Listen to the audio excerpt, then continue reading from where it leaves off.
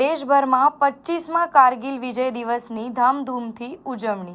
શહીદ વીરોને શ્રદ્ધાંજલિ અર્પી યોજાઈ પરાક્રમ પરેડ. આજે કારગિલ વિજય દિવસ નિમિત્તે વિશેષ કાર્યક્રમનું આયોજન કરવામાં આવ્યું હતું.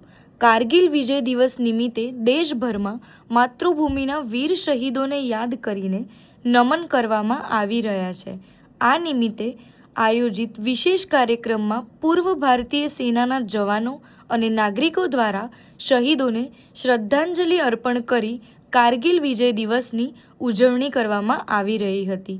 કાર્યક્રમ દરમિયાન કારગિલ યુદ્ધમાં માતૃભૂમિના રક્ષા કરતા શહીદ થયેલા દેશના 527 વીર જવાનોને ભાવપૂર્વક શ્રદ્ધાંજલિ અર્પણ કરવામાં આવી હતી.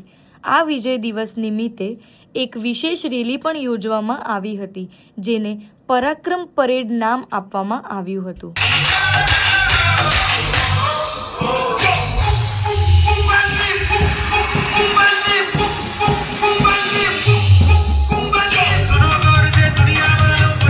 આજે 27મી વિજય કારગિલ દિવસનો પ્રોગ્રામ રાખવામાં આવ્યો છે.